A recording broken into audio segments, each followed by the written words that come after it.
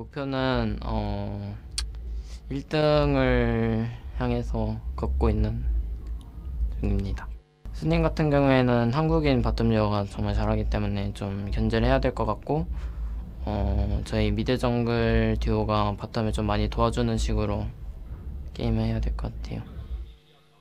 But helping their bottom lane in that match they were not able to do. Because in that game number 1, Sunny were able to pick up the victory playing through their... Don't fall off your chair. It's okay. What is he wearing? He's wearing a flawless hat. No, I understand that. It looks amazing. Wait, I want one. If you have to think about the process, like set up for that interview, get your makeup done, get mic'd up, go to the correct area, and no one ever once was like, maybe you should take that thing off your head. No! If you have one of... If I had one that said fish, I would wear it everywhere.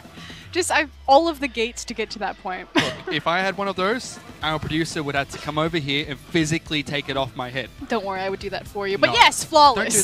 Don't do that to me.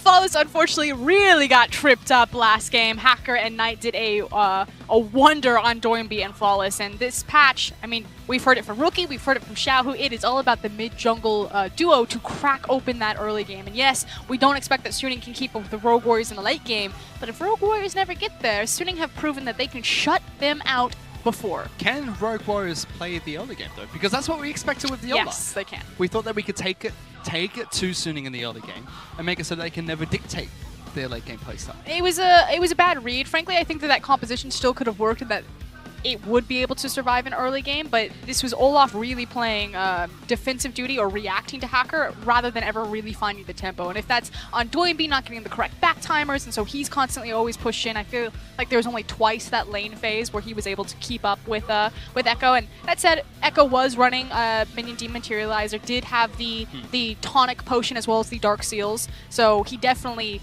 built and spec'd for that lane to have priority there, but there's still wiggle room where you expect to see Flawless and Doinby syncing up, and they never quite got there. And when we were going into the first match, we said, you know, we haven't seen the Swain against Ornn matchup. But I'm pretty sure these players have. Does it feel like in any way Rogue Warriors didn't respect the Swain enough? Because that was not their first pick. They went to the Olaf instead, and Suning were able to use it quite well in the top lane. But it's always not just as binary as Swain versus Ornn, who's going to have pushing priority, because again, the Swain was punished when it decided to overextend. True. The problem is that when Rogue Warriors expend the resources to punish that, the rest of the map is still collapsing because Knight is actually being very proactive and trading any sort of advantage that Rogue Warriors would get. And Knight was able to get the flashy plays to finish game number 1 for Suning. Now it's up to Coach Day because it's match point for Suning to try and change something for Rogue Warriors. Moving in to the red side of Summoner's Rift, he's taken away Swain, Cassiopeia, as well as Camille. Still, Karma, Kokbo, Ryze. Same 3 bans from Suning. Yeah, the only adjustment really was that Swain ban coming in here. Otherwise, both these teams playing it exactly the same, despite that we're changing sides, and that was what was replaced. So, formerly from Swain, it was a Xayah ban, and now Xayah is the priority pick because, like Flawless said in the interview right there, Fury and Yoon are the Korean duo to really fear, despite the fact that it was Knight that flexed on them in Game 1. And I was talking to Rusty the other day because in the Onion server solo queue. Why don't you talk to me? Solo queue, because you went on comms with me. Okay, if you were on comms, no, would have continue, asked you. I'm listening. But on the Onion server solo queue, normally the top lane is going to be a Pantheon or Fiora or someone that's trying to kill you, and there's a Zed or Talon in the mid lane. So I asked Rusty, what's the tankiest AD carry I can pick up? He said, play Xayah, because their ultimate counters everything in the game at the moment, but it has such good priority in the bottom lane. There is a very interesting relationship. We're actually the only region globally right now that puts as much emphasis on Xayah. Every other region would rather go for like Caitlyn running rampant or priority picks on Tahm Kench, things like that. Morgana's very high in the western regions, but we're like, nah. We saw a little bit of it being prioritized during the H2K Vitality series in the EU LCS, but it was mostly banned out and Caitlyn taken anyway.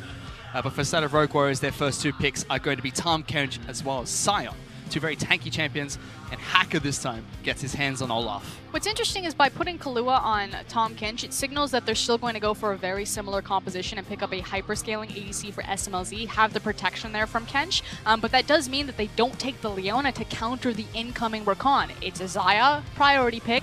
Yoon is a phenomenal Rakan player. Of course, it's going to be the Lovers duo down there, and as we've seen in the LCK, as we've seen in the Western regions, Leona is the answer to that, and Kahlua backs out of it. So this is SMLZ and Kahlua saying, this is fine, you guys can have the kill pressure, we're basically going to sack bottom lane. So that's why you see the Kazakhs come in, because that means somewhere on the map someone has to pick up the slack, and it looks like it's going to be Flawless. Unlike Romeo and Juliet, they do not get split apart And this time we're going to see if Flawless can use Kha'Zix to take down Olaf. Olaf is well known for falling low in the jungle.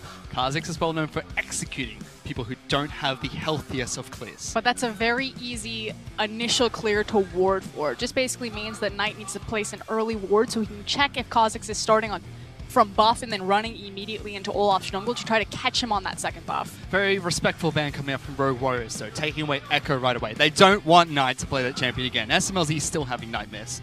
Get the hell away from me. Get out of my game! Different matchup. That said, Sion could also be flexed now into the top lane. It could be a bait from Rogue Warriors saying, hey, does this composition look familiar? Well, guess what? You don't get Echo, and I'm not taking Sion. Complete reset. There still are picks like the Orianna available. SMLZ's going to get his hands on his signature champion of Jhin, locked in the bottom lane. Cho'Gath was their final ban, whereas Suning were targeting the mid lane as well. Galio and Kassadin taken away. And this is actually a decent composition for Jhin right now. I'd like to see, like, because he went Olaf as opposed to Sejuani, there's not a lot of tanks, and that's the thing that really slows down Jhin is when you start stacking those tanks against him. Right now, he has viable targets in every single position. I thought we got rid of her. I thought she was gone after the nerfs, but 8.5 is here. Now Zoe is back in the mid lane for Knight. Shower also plays Vladimir in the top lane. We talked about this when we changed over to 8.5. I went for the breakdown on Zoe. Power was tuned back onto her Q, as well as her empowered auto attack, I believe. The range adjustments there. And it basically just opens up the windows. I don't think she's must ban, must pick, as you can see that a lot of teams haven't given her priority. But if you are a good Zoe player, like Knight and Yagao in this league, you might as well start to pick up that champion. Doiby goes towards Talia as his pick into Zoe in the mid lane. Talia has good wave clear, is able to move across the map quite nicely, so it is going to be Mouse picking up the Sion in the top lane. We are definitely going to get lane priority in the mid lane at very least here. So top side map, we'll have to see how Mouse can deal against Vladimir. Vladimir normally takes unsealed spellbooks. We should see the Ignite or an offensive summoner spell that could pressure Mouse in the top side map to start this game. Could also take the Smite and try to give a hyper leash to Olaf on top side and then allow access for Xayah Rakan early rotation bottom. Potentially. Let's see what he does do moving into the early game of game number 2. Changes have been made in draft phase. We get Zoe coming back into the meta. Doinby not on a tanky nor a really supportive champion. This time, he can be dealing damage and can be setting up fights for his team. Yeah, but it does mean that they have much more power in terms of mid-game power spikes and access to the bottom lane or top lane. What's interesting about this composition, it has a lot of sieging tools based around the utility in their champion. So Jhin, naturally, when he opens up his curtain call in front of a tower, if he has the advantage to do so, forces the enemy team to usually give away or back away from the tower. You combine that with things like the Talia wall. So this is a very cool open ground pick composition as well as sieging composition. We've also got Killua back on his more comfortable champion of the Tahm Kench. We know that he's a rookie and he's had a good split so far, but he's looked best when he's on Tahm Kench, picking up multiple MVP performances when he's able to protect SMLZ. Perhaps that could be the comfort he needs to make sure SMLZ can be the hyper carry later on in the match. I have no doubt in Killua's ability to play Tahm Kench and SMLZ's ability to play Jhin. My questions now are about Flawless and his ability to make this Kha'Zix pick work. And again, it's going to be all eyes into the jungle and the top side of the map, as we head into match number 2. It was the exact same story for game 1 and Suning took it. Let's see if Rogue Warriors can tie this one back up. We're getting onto Summoner's Rift.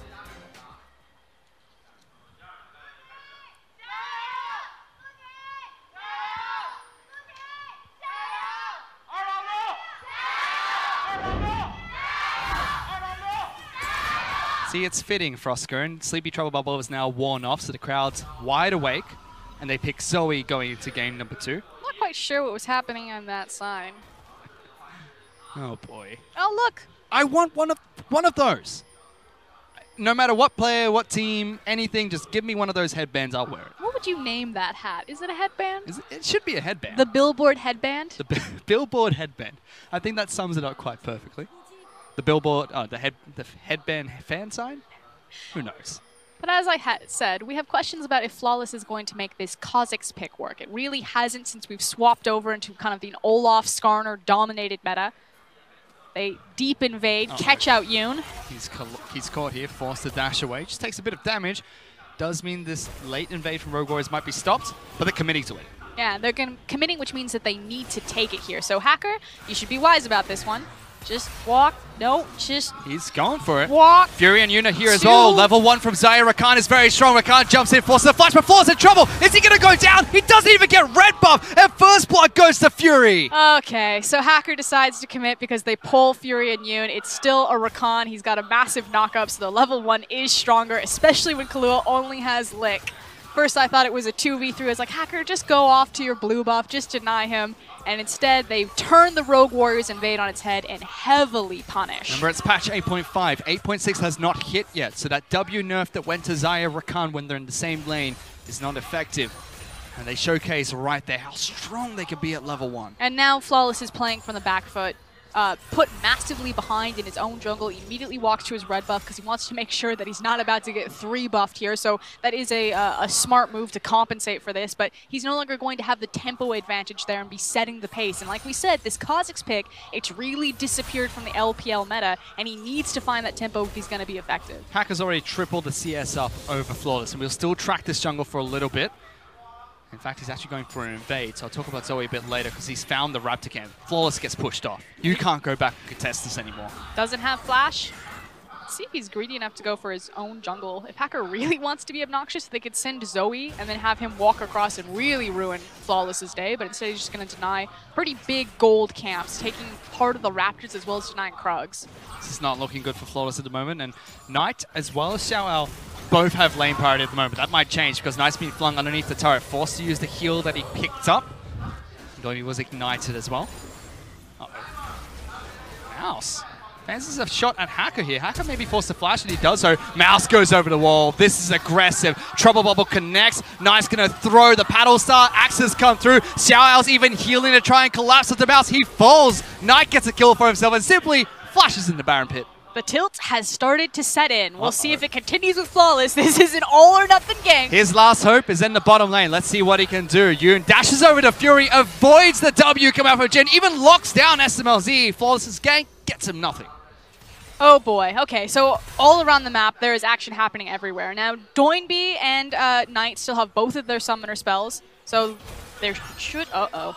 I was going to say shouldn't be kill pressure, but if you walk into that, there's going to be... Doinby was asleep like the crowd in game number 1. Flawless is there to try and get the response, but Knight should fall to this.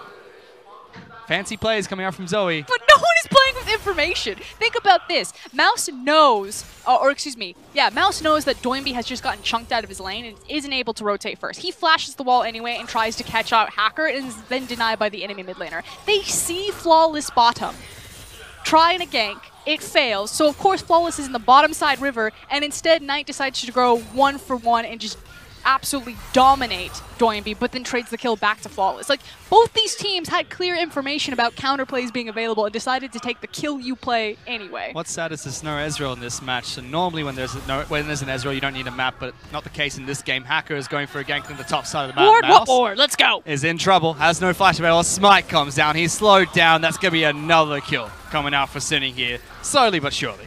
I mean, it's like Clement said, the E in esports must stand for entertainment, because that's pretty much what we're getting in this bloodbath. 4-1 FLICKR. We know the LPL is a bloody league, but normally there's some finesse and class to it. Well, Suning are, I believe, the 3rd bloodiest team. They average the 3rd most kills per minute. Invictus Gaming, of course, sitting at number 1. They have the 2nd highest first blood rate as well. Yep, if any team was going to put the pedal to the metal, it would be Suning Gaming alongside IG. So this is actually a pretty good stress test for Rogue Warriors, you know, looking at their end of Week 9. Yeah, because at the end of Week 9, they go up against Invictus Gaming. That's it the only match of the gets week. faster from here. Ooh. He was that play in the bottom lane once again, locking down SMLZ. Yep, right on the very tip, forced to look for the flash right there, and doesn't connect with the W. So the big thing is that SMLZ is now missing his key defensive summoner in the flash, which makes him a very easy target. Jin is already a very immobile AD carry, so relying on that. Now it's going to be up to Kahlua to keep him safe. Yeah, exactly, and that changes the positioning for Tahm Kench. No longer can Kahlua be forward and try to look for engagements like that. He needs to be behind SMLZ. Makes this from a kill lane to kind of a poke lane. Rogue Warriors aren't out yet. Yes, the jungle matchup has flipped. Hacker is now the one that's in control. We expected Flawless to be the one that takes control and takes us to Olaf in the jungle. Rogue Warriors are now 1,500 gold behind. Question is, sorry, close to 2,000 gold behind now. But the question is, how do they get back into this matchup? Because it's not over yet. Still very early into the game. It's about identifying where you actually have kill pressure here, and if Yoon and Suning are going to continuously be far forward, try to kill SMLZ, there's an opportunity to look for counter ganks bottom, especially with the Talia now level 6, or you look for the flick here. And Rogue Warriors are going for a dive in the mid lane. Knight's trying to bounce forward, but Mouse is here as well. Easy pick in the mid lane for Rogue Warriors. Immediately just evacuate the Scion, bring him just for a little bit of extra morale there. Some secondary support as you walk behind a tower and just kill someone for free. And just like that, the gold is now fairly even. 600 is what separates the two teams. Vladimir was able to push away from the top side of the map, but Mouse is not too worried about that. I do want to talk about the key that unlocked that play, though. I didn't notice it before, can now point it out now, is the vision that was placed from Flawless and Mouse on the top side of the map. So understanding that vision hadn't been placed there, so they would be able to walk through that pathway undisturbed, and knowing that no one was going to be there from the top side of the map to assist Zoe. Control Water also helping out, like you said, helping out Mouse was successful, and even though Flawless could have been there on time, I don't think there was any way to stop that gank from Rogue Warriors. Very well executed in the mid lane. As we mentioned, pulled the game back for them. Now that devastating early game is not too devastating anymore, but still, they have nullified that jungle matchup. So the one point where we thought Rogue Warriors could start to, be aggressive is no longer there. I don't necessarily know if they've nullified it. It'd be interesting to see who's going to get the jump. Usually with Kha'Zix, it's like, does he jump in or does he jump away to determine if he's actually going to win any sort of duel? But I don't find this as like a 1v1 matchup anymore. This is very clearly about how both junglers are going to respond to their mid laners, impacting the map. And now that Talia is that level 6, like I said, it's about identifying where you have the kill pressure. They now get a stronger advantage for Doinby in that mid lane, so it feels like it's now how is Flawless going to rotate Doinby into one of these side lanes. It seems like we have a couple of technical difficulties here on the side of Suning. So hopefully we can get them resolved as soon as possible and get back into match number 2. Previously we were talking about Mouse and how Mouse, he's more of a facilitator. He has stepped up and been a staple top laner for Rogue Warriors. He was bullied a little bit in that last match. This game, he hasn't done much in lane, but was able to rotate and help his team out. The real focus is going to be Doinby. Doinby's normally being put on Karma, put on Lulu, Galio, Sion, Ryze, who builds tank for some reason because he's Doinby. This game is on Talia. He can dish out a lot of damage and set up plays like we saw in the mid lane, and we know that he can carry. Is he going to be the one that we look towards carrying this match? Unfortunately, we've been part of the problem in giving Doinby this exclusive reputation as a tank player. Yes, he does like to build tanky, have unorthodox ways about how he plays champions, how he plays the game, but Doinby has been flexible enough in his holistic career that he's shown both sides of the coin. When he was over on JD, before moving over into Rogue Warriors, he was almost exclusively a carry-oriented player. He had to be. Lucian mid was one of his big picks. So yes, while Doinby made his debut in 2015, known for the Lulu, the Morganas, the Karmas, when push came to shove and he needed to play carries, he did. For the longest time, he held the highest DPM record in the LPL before I believe it was then broken by SMLZ. So do not be fooled. Doinby is not a one-trick. He has a very interesting champion pool and a very unique way about how he plays the game, but he can flip a switch and he can go full carry. Which makes Rogue Warriors quite scary, because we already know this is a team full of members of previous other teams. I mean, you've got Mouse, previously of EDG. As you mentioned, Doinby, previously from Jindong. Top of that, rookie coming in like Kahlua, who is playing the split very well, and they play a unique playstyle, which is protect SMLZ, but they've shown time and time again they can change that playstyle. They can play in different methods, and it makes them unpredictable, so to speak. Yeah, and it's about the fact that Rogue Warriors understand their identity. They play this way because they recognize that they're strong at it and how to exploit it against other teams. They're a very intelligent team in the LPL, which is why kind of the dynamic between Invictus Gaming and Rogue Warriors has been this brute force, incredibly powerful brawn versus the brain. Already going back into this match, Yoon going aggressive. SMLZ forced to try and flash away, use the heal, but it's not enough. Hacker charges in, slams down the lightning, and picks up a kill for Suning. Hackers recognize where his kill pressure is, and it's on a flashless SMLZ. And again, like we said, Kalua's positioning needed to change now that SMLZ didn't have the flash. Unfortunately, now forced to burn his to try to get him to safety, but now there's just 2 targets down there and available. And really seeing the power, the Zaya Rakan bottom lane duo between Fury as well as Yoon. Yoon even swapped out his flash. He doesn't need it. He picked up teleport to get back into lane faster. It's frankly a lot of disrespect that SMLZ and Kahlua thought that they could just neutralize that lane and gave Fury and Yoon two of their best champions. Fury and Yoon, again, are a bottom lane duo that punch way above their weight, and now Doinby in trouble. Good night, Doinby. Hacker's going to try and put you to sleep, but the flick back will save him. No Ragnarok available for Hacker. Means Flawless can try and jump in. He's gone invisible, still in there as well. Jumps in, locks him down. Flash is available. Can he flash out? No, he can't. Flawless picks up the kill. But he can hop out or flash. Flashes away, gets away from the sleepy trouble bubble. Knight still doing a ridiculous amount of damage and showcasing that Zoe might be sliding back into the meta. And I especially like her on blue side because I feel like Zoe is one of those champions that can really break red side ramp stalls. That use of Sleepy Trouble Bubble is just so punishing on small spaces that if Rogue Warriors do find themselves trying to stall out this game, as they typically like to do on that Raptor red side around Baron, Zoe will obliterate them there. And we saw it right there. Catching Doinby off guard, almost getting the kill there, was not successful, and Rogue Warriors turned it around. But any other day, a little bit faster perhaps, Sunny could have picked up a pick in the mid lane and try and push for a different objective. But now, 9 minutes into the game, Rift Tail is going to spawn in about a minute's time, but the game is dead even. It's 15,000 to 14,500 gold. Rogue Warriors are looking comfortable sitting back, trying to scale back up, whereas Suning are still applying a lot of pressure. That gets me every time. It's about where their gold and their pressure is being applied. However, the fact that Zoe is so fed at this point and has kill pressure on pretty much anyone on that map. Ooh. Let's see if Suning can use that effectively. We're still watching this bottom lane where the Xayah Rakan, something that is heavily prioritized in the LPL, especially if the Tahm Kench, because Xayah provides that kill pressure against the tankiness that Tahm Kench has in the bottom lane. And it means that they can't play the lane aggressive, but here comes Doinby, perhaps to save the day. Does have to get around this vision. I think he might be spotted. Yep. Saw Does see the ward though. die, unless he was looking elsewhere on the map. But is that where Rogue Warrior is going to look towards? Because normally it's SMLZ trying to see if they can get him to carry.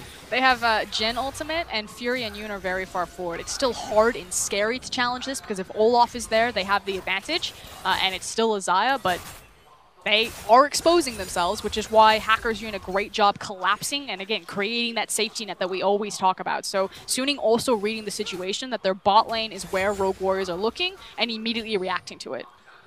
See, Hacker is sent down there. He's able to pick up Scuttle Crab while Flawless was looking for the gank. And the thing is that as Rogue Warriors continue to look bottom, top lane gets isolated, and that's exactly what Suning want. Flawless tries to jump into the mid lane, doesn't get any summoner spells, but chunks out Knight. He's below half health now. And now they're going to try to make the rotation, knowing that they have a numbers advantage. So they don't care if they walk through every single ward here. Now looking also for Hacker. Ward does spot them out. Zombie Ward gets placed down by Rogue Warriors, and they realize Raptor Camp is not there, so they don't rotate fully down into the bottom lane. It's more so recognizing that Fury and Yoon got communication that Doinby was going to be on the lookout. And again, this is what makes Suning a good team, but they still haven't crept up to great team, but it's that cross-map communication. Zoe gets chunked out. Hey, guys. Talia's probably got a free roam bottom. Immediately, they pull their backs. Rogue Warriors are going to use that time to go back to base as well. Top side of the map, Mouse going to use his ultimate to charge back into the lane. He's going for a ban of command first, as you do against Vladimir's. He's actually learning fine against Xiao Ao at the moment. Still down, CS. It is expected. Mouse is just trying to do his job, get to these team fights. Poor Mouse died twice as well. Hacker says, you know what, I'm still going to steal some Raptors away from you. Gets 20 gold for himself. He already has Predator, upgraded Ninja Tabby, trying to go towards his tank item first. Flawless to when to upgrade his own item. He went for Road Boots, and Kha'Zix here, trying to rotate around the map a bit faster. Everyone else is grouping up around the bottom lane, though. Vision placed down by Suning deep into the jungle of Rogue Warriors. They do have teleport from Vladimir. They really want to try to get frisky, but back in mid lane. Jumping straight back on top of Knight. Knocks him down below half health. Hackers got the Predator. He's charging forward, picks up his axe. Ragnarok's available. Doinby in trouble. Changing targets to Flawless. Gets good damage there, but they disengage once again. The fact that Doinby was able to turn that and Rogue Warriors were able to survive. Very good use of where his worked ground was being set down to maximize his damage output from those pebbles. Heal available for Doinby as well. Uses that to make sure that him and Flawless move a bit faster and stay alive. Still very even match between these two teams. Knight still just trying to clear out this mid lane. And just neutralize lanes. And it's now the question of, again, who does that actually favor? Both these compositions have different bridging points through strong points in early, mid, and late game. So you can't say that one comp just straight out scales the other one. I would give the edge to Suning slightly. And Suning able to use their advantages in the lane to pick up an elemental dragon for themselves. 1,000 gold up, got a cloud dragon too. Next dragon's going to be another cloud. What is with these triple dragon spawns? Who knows? Could get a random motion there to shake things up in dragon number 3. Of course, 8.5. Cloud still has in-combat movement speed. I think that helps out incredibly both these two AD carries, both Xayah and Jhin, who make a lot of use of having that movement speed available. Oh yeah, look at Olaf as well. He's going to be charging at light speed there. Which means that Kalua's responsibility is that much more important to save SMLZ from the Barbarian. And normally we'll look towards Suning to be the team that sets up for a split push. It's either a 1-4 or 1-3-1. It seems like in this match they should be going towards a 1-4, especially with Zoe being picked up on their team and Vladimir being the split pusher of choice. Yeah, they can go for a 1-4, and like you said with the Zoe, it's their ability to collapse onto the one member out into a side lane. So that Vladimir, that's rude. Which is why I also like the Talia pick coming up from Rogue Warriors, because we've seen Talia rotate into that side lane and then use the ultimate to match with a teleport to get back into a team fight with the rest of the team. Yeah, but she's been very well controlled by Knight. And part of that is not necessarily so much the control, but also the fact that Flawless and Doinby are constantly trying to blitz at this Zoe and pop her like a balloon. But it's kind of been hit or miss, and it isn't bleeding anywhere else in the map. And as these lanes continue to be isolated, again, still good things for Xiao. He's still building a CS lead onto Mouse. Always has that Sion pressured forward, and Yoon and Xayah will always have kill pressure here if Kalua ever messes up. But it's been fairly even in bottom lanes. We see Suning having a slight advantage with the 2 kills that were picked up. Ghostblade for Jhin. Yeah, very early Ghostblade started with the Doran's Ring. He should be moving towards crit items next. See a lot of the lethality usage to stick on the one lethality item before moving into the next. I like the Ghostblade here because he's against Rakan and Olaf, so not only is it very early offense power, but it's also really early defense power just from the movement speed alone. He needs that movement speed. It's Jhin after all. Relies on his flash quite a bit. As Rift Scuttler gets sniped up by Knight there. Takes it away. I like the wraparound from Flawless. Oh, he's going to go to sleep. Knight's going to look to see if he can snipe him with the paddle staff. Flawless jumps over the wall before he goes good night. But it's been a very quiet game now. Yes, we see Suning running down to bottom lane from time to time, trying to pick up picks here and there. We saw a very action-packed early game, and Knight constantly being in trouble because Kha'Zix's going to try and jump at him. But still, relatively quiet, relatively even match between the two. There's frankly nothing to fight over right now. Everyone's just trying to farm up and look for picks like this. Well, they're trying to fight over Hack at the moment. Doinby's going to be put to sleep by Knight. Doesn't get the paddle start there. Instead goes for Flawless. Instead almost kills him with the Hextech GLP. Kalua, however, forced to protect SMLZ. Doinby and SMLZ at about half health. The flick doesn't connect. Trouble Bubble misses as well as the axe comes out from Olaf. Instead, Suning moved towards the bottom side of the map. And everyone slides out okay, but like I said, there's nothing to fight over. You know, all of these skirmishes don't really account for much. You can't rotate into a dragon. You're not rotating into tower pressure. It's basically just creating small incremental leads into who's forced off the map versus the other one just getting to farm a little bit more. Top of that, we saw a sneak peek of the top lane where Banner of Command was already picked up by Siam. He's difficult for Xiao to push in, but it doesn't matter if Knight's up here.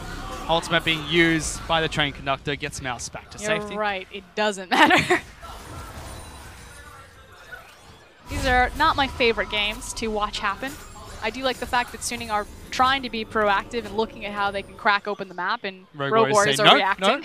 No, don't fight us. We want to wait till about 28 minutes. Well, that said, Rogue Warriors did try to Tom Kent ultimate into River over nothing. But normally, what we think of Rogue Warriors as being the late game team, SMLZ and a hyper carry. Yes, he's known for his Jhin, but not necessarily that late game carry that you always rely on. Still have a lot of damage late game, however. Like I said, though, this is actually a great comp for Jhin to face. He's going to have kill pressure on pretty much anyone. He's going to be dealing massive amounts of damage. You know, there's not a lot of big tanks, but he might die here. He's alone. He's got to be careful. Yoon jumps in, forces the flash out of SMLZ. Charm comes out. Fury throws out the feathers, locks him down as well. Easy pick coming out from Suning. Top side of the map, Rogue Warriors are looking to pick on Xiao. They'll be able to take him down nice and easy. So just trading sides of the map. Very greedy. A lot of hubris coming out of SMLZ there to think that he was safe enough with Flash and Ghostplay to step that far forward, and now Kahlua also in trouble, but I actually weigh this one to Suning. Even if Rogue Warriors get the tower down first because of the incoming creep wave, mid lane tower is just far more valuable. They might not even get it down first here, as Suning are trying to push it down quite quickly. It's a race! Slowly going to fall, but it doesn't matter. First turret actually falls to Suning in the mid lane. On top of that, Xayah is still split pushing the bottom lane. 2 turret to 1 trade. And this also showcases something that does separate Suning. They're an incredibly intelligent team. Again, they're a good team, they're not a great team. And the only thing that's capped them from being great are their own mistakes when it comes to late game decision making. But again, if it doesn't go to late game, Suning then look amazing. Not only are they going to be able to take 2 turrets, they're trying to take Rift Herald They as just well. took the entire map, Fish. Everything that was available for Suning to take besides top lane outer is going to be taken down here. And it's awesome when you get to use Rift Herald to crack a tower that isn't the mid lane. However, it seems like Rogue Warriors were able to respond with the top lane inner turret as well. This is the gank off the Xiao Ao on the top side of the map. They're able to take him down nice and easy. Forcing out an inner top, though, when you have someone like a Vladimir who is so safe in these really long lanes, isn't as punishing to Suning as it would be on other compositions. Because again, if Vlad is overextended there trying to neutralize the wave and not just get shoved in, it's really hard to A, kill him. It takes a very long time, even if you get a hold of him. And you have to get a hold of how slippery that champion is with his Singwing pool. So it looked like it was going to be a 2-for-1 trade, but it's a 2-for-2. Sneaky Banner of Command picks it up before Rogue Warriors are able to recall. Suning immediately move towards the next objective, which is going to be another Elemental Dragon. Cloud Dragon's taken down nice and easy. Yes, Infernal. Now we'll get to see some fights between these 2 teams over that next objective. Flaw's going to try and take this time, take blue buff away from Suning Gaming. And that Infernal Dragon is, of course, going to be so important, but even more so for Rogue Warriors because they've fallen behind in this early game, and they need something that can hyperscale into late game to match the potential from Zoe, Xayah, and Vladimir late. And it's all about Jhin being amplified with an Infernal. The Infernal Dragon means more for Jhin than any other ADC because of how he scales with the AD. It means that the Infernal magnifies him the most. Remember, he has no attack speed. Jhin attacks at the same rate, or his attack speeds are converted to attack damage. And Elemental Dragons boost your attack damage. Sorry, Infernal Dragons boost your attack damage as well as your ability power. Very crucial for him to pick up. Let's see if Rogue Warriors do start a fight over it in the next 5 minutes or so. Baron has now spawned, though, 20 minutes into the match. And we said that there a lot of red side strategies revolve around that Raptor pet. Again, as a blue side team, when you're setting up for Baron, you want to set down your triangle vision, which is what he's trying to do right now, but is picked out. SMLZ chasing down Hacker, gets some good damage. Doinby as well as Kahlua right behind him, but they're going for the fight. Yoon jumps in, locks down Doinby. Xiao with the teleport as well. Kalua's going to try and keep it safe. Trouble ball, did it connect? Yes, it did. SMLZ's put to sleep. Do they have the damage? No, they don't, but they kill Kahlua first. Yoon's trying to escape to safety. SMLZ, the sniper, opens up, looking for pigs. Can he find Yoon? Gets him in the crit. Is it going to be up? No, it's not. No one tags Baron either. Mouse is put to sleep, but he's keeping the backlines occupied. Rogue Warriors lose one, but successfully disengaged. And that's exactly what I was talking about. The red side Raptor stall with the high ground, with those choke points, and with this type of composition, it is very easy for teams to stall out games, which is why the mid tower is so important. It allows you to get in deeper there. Now the issue is that Zoe is actually a great champion, as is Ryze, at breaking that type of stall, but it wasn't Zoe that was set up initially there. It was Hacker getting caught out first. So Suning just need to regroup, refresh themselves, reset their waves, and try the same thing, but this time around have Knight participate in the fight earlier. Kahlua able to save his mid laner, but it cost him his life. SMLZ was put to sleep, but not enough damage was placed down on top of him. Was looking for the flank, so was Mouse, but somehow Knight able to escape, picking up so many flashes here. Yeah, and again, it's SMLZ. He backs up. The Jhin ultimate has so much coverage from a very safe position right there. Likewise, there's so many brushes for Kha'Zix to cause a lot of havoc, so just mis-execution there from Suning, and it might cost them. Fury is going to get locked down top of the map. Hacker is here. Does he have ultimate available? No, he does not. Everyone from Rogue Warriors collapses. They take down Suning's AD carry. Suning are losing a lot of momentum here, where they had really built themselves up in the early game. This is now probably the last 3 to 5 minutes where nothing else has been left on the map. Yeah, top tower falls because they plant the Rift Herald, but the Baron is what they want. That's what they want to crack. They've only got 1,000 gold lead to work with as well. They really need to start pulling Rogue Warriors across the map. Use the split push potential that they have with Xiao, but the Banner of Command is making Vladimir's life difficult. I mean, they don't even necessarily need to do that. They just need to, again, neutralize top and mid, attempt to walk back into the red side jungle for Rogue Warriors, but make sure that Zoe is behind them. This champion can be so effective at denying your setup there because of her long-range poke and ridiculous utility with Sleepy Bubble. Trouble Bubble? Drowsy Bubble. Sleepy Trouble Bubble. I have many names for that ability, but none of them are allowed on Well, cast. it's going to actually... One of them's going to put Doinby to sleep there. Or Talia. Yes, please no. I like my job. Do not want to be fired. Not today, Fish. And then it seems to be, since that's going to be the case for Suning, neutralize those lanes, wait, try and stall it out, play around the ramp for the Baron buff. Rogue Warriors, they have a similar game plan, it seems. Wait, neutralize the lanes, scale up, look for a 5-on-5 late game. Yeah, and they are starting to get those key items onto SMLZ. Has now his second completed item, but Zaya also looking for third, needs that rapid fire cannon. Rapid fire cannon was complete by SMLZ. Means he doesn't have the additional crit that you get from an Infinity Edge just yet, but has the extra range, which should keep him safer in these fights. No major tank from Suning to lock him down, but you've got a Vladimir as well as an Olaf that are going to be looking for those flanks. He's going for the Infinity Edge next, already has the crit cloak complete. I don't think he even really needs, like, he's still going to do a lot of damage with the crit cloak, because again, Suning have a lot of squishy members or lower health members, so if he does crit one of them, whew, even without the flat AD available from having a BF sword. It's going to hurt. Yep. Here we go. They've got it. Are grouping up in the mid lane. Vladimir is close towards the bottom side of the map. As mentioned, difficult to split push against the Banner of Command. And now they're going to walk in and they're going to start clearing out this vision. Again, it's spot all about the the Baron wards. setup. Xiao is going to be able to do nothing in a side lane. This is not a 1-4. They've actually caught out Yoon. Yoon takes a lot of damage, double dashes to get back to safety, but he's below half health. Okay, bad news bears. We're starting to slide backwards. We're losing a lot of time. This is now from 3 to 5 minutes where Suning have done nothing. It's now creeping up onto 7 minutes that Suning have done nothing. And like I said, like 1-4, not available. Sion's build completely neutralizes Vladimir. Like, he'll be able to clear a lot of minions, but that's really about it. Yep. On top of that, Infernal Dragon spawning about 35 seconds, which we already mentioned could be a big fighting point for Rogue Warriors. Could mean that it gives Suning an ability that if they feel that they can't crack the map around the shape of the Baron pit because of that red side Raptor ramp, that it's a different area to fight on. And if they move over there first, they can really abuse by having the Vision set up there first, having Zoe set up there first, and denying that Infernal and grabbing it for themselves. Yeah, like I said, Xiao, you're not going anywhere. That could be Mouse taking a turret all by himself. Banner minion is going to slowly walk in. He's got a minion wave coming down as well. So Rogue Warriors should be able to pick up a turret in the bottom lane. What do you call the non-bannered up? Banner of Command minion. Really? That's a lame name. It is the name, though. I don't know. What should it be called? Because I we don't know the you're banner. supposed to be the creative one. No. Well, again, like I said with Zoe's Trouble Bubble, my names aren't allowed on broadcast. That is true. I don't know. Half my names are probably not on broadcast either. You played solo queue with me, Frustrated.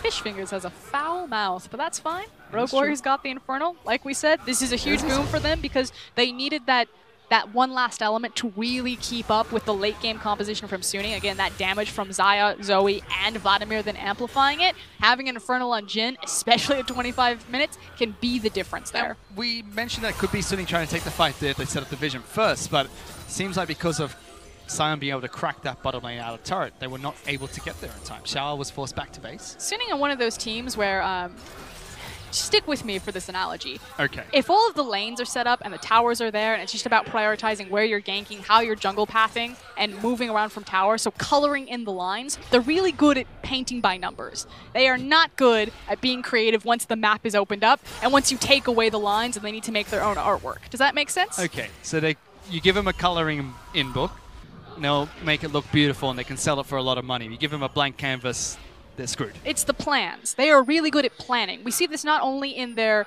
moment-to-moment plays, but also in their draft phase. Again, there's a reason why a lot of Suning's games go to 3 games, because when they come into the game 1 of a series, they have a very clear-cut plan, and given enough time, they can execute on that brilliantly.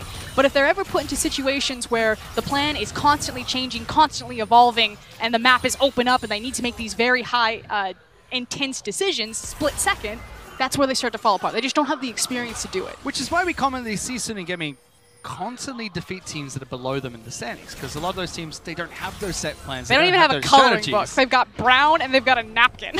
And that's what the lower tier teams are trying to make. Napkin math, that's all they can rely on.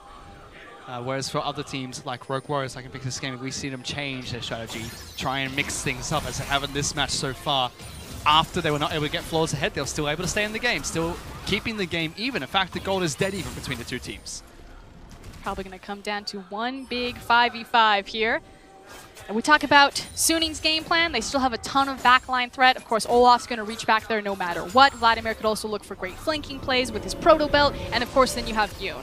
On SMLZ, if you understand that all of this backline threat is going to be coming to you, you are the primary source of damage, all of the pressure is on Kahlua. SMLZ is turning to Kahlua like, don't mess this up. Catch me. This is the trustful Kahlua. Make sure you can pick me up. Because if they survive the initial burst damage, you know, SMLZ, he gets enough of those fourth shots up, he's just going to be destroying everyone in his path. But it's about how many rounds, how many rotations, how many bullets can he go through. On top of that, if they do disengage the fight, SMLZ has his ultimate available. He can activate the curtain call and try and chase down low health members of Suning. Could be the difference between a won and loss or even team fight here. And he's not going to be the only one chasing down low health members. Flawless is also a big deal for 1-in-1. But when you look at Suning, they just have so many different ways to dive into the backline. It's going to be a Vladimir, who is being bullied a little bit by Mouse here. Poor Vladimir. But there's an Olaf as well. Then you've got a Rakan who's going to be diving into the backlines on top of that. Although you've got a Tahm Kench, it seems very difficult to protect your carries from all the threat that Suning are going to be throwing your way. My favorite part of this game so far is how the tables have turned. I just feel like Mouse, like, Shine's a perfect champion for him here. He's like, man, you bullied me in the lane phase, but I had the last. You know, what do you like it now? Sion's an annoying champion. Look at Xiao goes like, I can use my abilities. No, I can't. It's not working. Still heals him. This is the real showdown now. This is the most action we've had in 10 minutes. Got him. Xiao wins with the assist of the turret. Put that in your statistics, analysts. Suning seem to have stalled out. And they're still stalling. These two teams are happy to wait for a coin flip team fight. And who really has the upper hand here? Is it going to go towards Suning? But I feel like Rogue Warriors are the more controlled one about it because Suning had the much bigger advantage. Now the gold is completely evened up. And yes, you can say that it's fine that they waited out because they did have the Xayah. They were waiting to bridge to that third item. She now has it completed. So core build on Xayah, but now they have to execute on it. And this is where Suning have previously failed in the past. Everything looks good. You know that they can do it with this composition, but they themselves have often failed here. 3 items for both 80 carries as well. Infinity Edge completed for SMLZ and Fury. However, Yoon's picked up the Zeeks. Add additional crit for Fury during this fight. Stop it! Mouse, I'm trying to talk about League of Legends, not about two top laners smacking each other for 50 damage all the time. Go away. He's got to pad his stats. Looks like a Tlia wall went down. They just for a single crit. 30 minutes in, mid lane out is still alive. If they get low enough health, SMLZ will just open up Curtain Call on next wave and force them off the tower. And I think Rogue Warriors are going to do just that and crack this. They could try. They force Olaf back. Hacker's going to go back to base. So we might get there in time. Oh, that creep wave was so far delayed. But do they need to? Because, again, Mouse has Banner of Command minion in the bottom lane. He can slowly chip away at this turret. It's already below half health. And Xiao just has to auto-attack and auto-attack and auto-attack and get help from his turret. Good guy Xiao is going to tank it, though, so the turret doesn't take any damage. But Hacker might be caught here. Flawless goes invisible, spotted out by the sweeper. And again, both teams Frostgoon. They disengage. They go back to their sides of the map. And once again, we question, are we watching the LCK or the LPL? Because there's been no blood. And I want blood, Frostgoon. LCK is bloodier than this. Someone needs to die. It's also really unlike Suning. Like, stalling out, losing direction, that's like Suning, but not having a bunch of kills. I mean, Clement said it on the analyst desk. Xiao Al is the driver of their clown car. Usually gets caught out a lot. How many members of Suning can fit into the clown car? Well, their car's stalled out. They're going nowhere. It's just parked at the moment. Flawless has actually found Yoon. Both champions. What? I've never seen that range. Never in the history of Zoe. That was like a Hail Mary. That far away. Zoe, fun champion. Zoe, though, it's terrifying getting hit by one of those. But she needs to be proactive. Again, what I was saying that I wanted Suning to do is to continue to try to threaten the Baron because the split push isn't an option for them. They're never going to have the pressure into a side lane. But they do have an incredibly strong Zoe. So just start playing Yahtzee with the champion. Just throw out, go fishing, see what you catch, and try to blow it up. constantly force Rogue Warriors into that tiny little choke point on Raptor Camp. Well, she's caught nothing, FLICKR. Well, she's not fishing. There's no fish in that damn river. There's a scuttle crab. A bloody crab and a dragon. And a worm purple thingy. It's not catching any of those. Rogue Warriors decide they want to stay in lanes. In fact, they want to pick up an elemental dragon. 2 cloud dragons were picked up by Suning. Rogue Warriors get access to the dragon pit and get a cloud dragon for themselves. On the way pings everywhere. That means someone's going to fight. Where are they going? They're on the pings, on the way pings everywhere. We're fighting everywhere, which means nowhere. Just tuning in, nothing has happened for the past 10 minutes. Both teams are just setting up for one big fight. Even that was nothing. It was just a Talia wall. Oh, no, They wait. caught out Kahlua. Kahlua at half health uses his Locket of Iron Solari.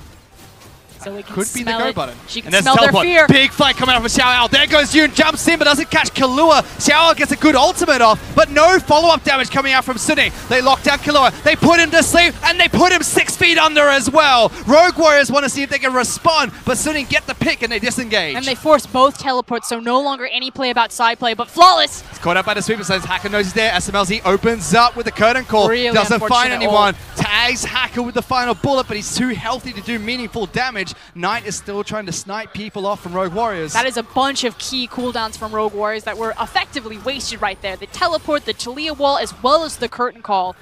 Suning should actually just force this. The longer that Rogue Warriors can delay them from taking Baron, the faster Kahlua comes back up. It's a Tahm Kench. He can use the Abyssal Voyage to jump back into the fight.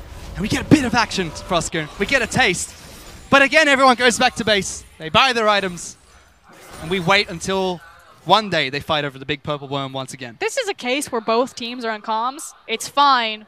We can play the late game. We can win the team fight. Suning disengaged. They go back to base. Rogue Warriors pull the trigger. Remember, most of these members have not shopped yet. If it's a fight, Suning should have the theoretical advantage. But Hacker, he's below 500 hit points. Knight jumps in. He's killed him. He killed Flawless. The jungler is dead. And Hacker jumps in. Suning have destroyed Rogue Warriors in the Barrow Pit. Mouse is in trouble. It's a triple kill that gets picked up by Fury. And that could just very well be game. And finally, Knight finds the target that he wants. Suning are forced to be proactive because they react to Rogue Warriors. So they didn't find the decision themselves, but they punished it nonetheless. Baroned up, healthy member strong, they could end the game. He's a patient man, FLICKR. He was fishing and fishing and fishing, and he caught Flawless. He caught the bug he wanted. Rogue Warriors only have their tank alive. The respawn time is just too long. This should be game to Suning. Massive mistake from Rogue Warriors. They're looking across from Invictus Gaming, who just absolutely crushed Royal Never Gives Up. And IG are thinking, you're not even worth our time at this point because Suning just dominated you. And it was perfect coming out from Suning. Game number 1, dominating Rogue Warriors. Game number 2, it came down to that coin flip. And they played it so well. Going to be a lot of questions. Rogue Warriors drafts, their execution on their drafts. And frankly, Doinby and Flawless in the crosshairs right now. Yes, every single member of Rogue Warriors individually stumbled at one point or another, but this patch is all about the mid-jungle synergy. Rogue Warriors built their hype on this theoretic 2015 QG Reapers reunion. Swift Doinby, Flawless Doinby. It should be magic, but Suning just woke up from that spell, and so did everyone else. And historically, Suning were not able to defeat teams that are above them in the conference. Rogue Warriors just came back from cross-conference undefeated. And Suning say, you know what, we'll take you down 2 games straight. Executing with finesse as well, playing it patient. It's a good identity matchup. Suning played the early game, Rogue Warriors were unable to compete. And again, if Rogue Warriors are supposed to be the last hurdle before Invictus Gaming, IG are just the Super Saiyan form of Suning. And Invictus Gaming are probably thanking Suning for that. You know, now they've got a 2-game buffer. Even if IG drop to Rogue Warriors later in the week, they still have that game in hand to take the first spot from their conference. But for Suning, now the e-commerce wars. Jindong are sweating. Even though they've got a match against each other, that's a 2-game buffer for them. And JD, it means that even if they beat TOP today, that they are still 1 game down from Suning. So not only is it today a must-win, but they still don't get that elusive tie-up to make the match really matter when it comes down to Suning versus GD. Look at that gold crab. It just drops. That's where they caught their fish. That was it. They pulled in the big one. They got him, put him on the boat, took it home. He wasn't fishing. Packed up. He definitely wasn't fishing. That's what fishing looks like, though. You sit around for 30 minutes, you catch nothing, you get a big fish, and you're like, well, I'm done here. I'm happy, I'm going home. Still a lot of frustrations, though. I want to see Suning become an amazing team, but they need that proactive, secret formula. They have talented members. Knight has showcased it. He's probably going to get another MVP this time around, although I'd like to see Yoon take it. Sure, but not only the questions for Suning, but this question for Rogue Warriors. Suning just 2-0'd them. What the heck's going on? Because they've looked dominant throughout the latter half of the split. They've looked like the #2 team, if not the #1 team, if they could take down Invictus Gaming later on in the week. A game like this, I think it's actually really easy to pinpoint where Rogue Warrior went wrong, and so I don't want to burn down the house too quickly. It is definitely a great blueprint for Invictus Gaming to follow up and really punish, but I don't think this is the end to Rogue Warriors and their hype train. It definitely is not the end to their hype train, but Suning pick up a crucial victory against Rogue Warriors, top of the table. It means so much for Suning's playoff implications. They can now potentially go into playoffs and try and fight to get into the grand finals. For now, though, let's send it back to the analyst desk to break down that series. Thank you so much. And Clement Chu. What was that you said? Do they stand a chance? Oh, man. I just jinxed it. What, I'm what sorry. Was that? Was that I'm sorry. All right. I believe it started with an All right. N. To and my then ended with an O. To my defense, Suning played very well, and Rogue Warriors were on a 15-game winning streak. What I didn't foresee, however, was it ending at Suning. That was the last stop. It certainly was. But that's the thing. It's not even the last stop. Invictus Gaming are later this week, and you can bring up the phrase trap game. Maybe they weren't prepared. They were looking forward to Invictus Gaming. But Suning, you have to take them seriously. Better teams have fallen. And now Rogue Warriors have shown that they, too, are in that. Guarantee you, Rookie from now on, he's buying all of his furniture on Suning. I would suggest you guys to do the same. Like, he's a big fan right now. Not being sponsored or anything. Just saying this. But let's actually get into the game, because there is a lot to break down here. Though the middle of the game did stall out, it did again start at that pick and ban. Echo was successfully banned, but Suning opened up with a completely different strategy. They focused their bottom lane early with the Zyra Rakan, and they took the Olaf away from Flawless. Yeah, so Suning has a really good read here. They basically understand that Rogue Warriors, all they want to do is get their bot lane rolling. They had the same game plan in game 1. They were likely going to have the same game plan in game 2. So they picked the strongest pieces that they possibly could for that bot lane three-man skirmish. So Rakan, Xayah, of course, already a very well-known duo, and taking away Olaf from Flawless. So I think that was a really smart piece of the puzzle. However, Rogue Warriors did not adjust whatsoever, and that's my big question for them, because they're going with the composition that is again putting all of their eggs into that bot lane basket. They have the Sion coming from the top lane, the Taliyah that is supposed to roam bot as well. So their game plan is still the same. They want bot lane to win. However, this time they've already seen what Suning had in hand, and they're still going for this. Usually a lot of other teams would go another route. They would go the scaling route. They would go for Tristana into the sorry, not Tristana, but maybe even like something like the Kog'Maw, something with higher range. The Caitlyn was I believe was still up as well. You can have those picks into Xayah, and then you have another win condition, but they wanted to go all into that bot lane. Yeah, it's a comp that we've seen from them before, at least a similar composition style. I believe last time we saw it, it was the Ryze Scion for Doinby and Mouse in the top lane. And the idea is you put the two in the side lane, you 1-3-1, and then everybody swarms on the mid lane once you find a pick or find an opening, or if the enemy team tries to fight, which is what Suning did after a very long stall. But of course, we do have to talk about the early game as well. Zoe, she may be gone from the meta, but she's not gone from assassinating anyone she finds with those 2 early kills. I mean, Knight, how does he do it? Well, Knight is just, I really like this player. He's so creative with his picks. He's willing to go with the unconventional idea, and that's the first Zoe we've seen on patch 8.5 so far. Just to give a little rundown, her wave clear has been nerfed a little. A lot of her damage has been taken out of her Q, about 1/3 compared to all the previous nerfs when she was at her strongest, so about 1/3 less damage. But to be honest, I feel like Rogue Warriors actually just gifted a lot of the kills over to Knight early. Their level 1 was kind of mishandled very poorly. Taliyah wasn't there for the level 1, and then we see this fight again where they go for the top lane. They try to punish on Mouse and Hacker, but it backfires. And he was pretty lucky early on, honestly. He actually picked up 2 heals just from minions, and that allowed him to make the roam top as well. So a bit of RNG, a bit of luck, but a lot of skill as well, and a lot of boldness to go for those champion picks as well. Of course, that being said, that was just the early game. We did see some sort of mid-skirmishes throughout the duration of that, but then it got to the mid-game where both of the teams sat there and cleared waves and looked for picks and didn't find them for about 10 minutes. And you and I were sitting there saying, okay, this is when it happens. Game 2, mid-game. This is when Suning starts to tilt a little bit. You could even see Xiao Al on the Vladimir trying to bring down the Scion in the banner minion. And he had to sit there and not lose his mind at how terrible that is. There was a great moment where we were catching this. He actually tried to pull the Krugs into the minion just to clear it out, which is hilarious. But yeah, there's a reason the stall happened. So basically both teams are they're pick-oriented compositions. Rogue Warriors, they didn't get the early game they wanted, so they couldn't really just open up, and they were kind of waiting as well. Suning, they were waiting for the Vladimir to come into the team fights. The Vladimir with the Zhonya's that late into the game against three people that are very easy to kill, low mobility. They're kind of biding them times. Both of them were just waiting for it, and it really did just come down to the final fact of like Suning taking it on themselves and going into the red side jungle and trying to open it up there, force a little bit of plays there. And I think mainly it is about Knight and just him just trying to make those big plays for the team.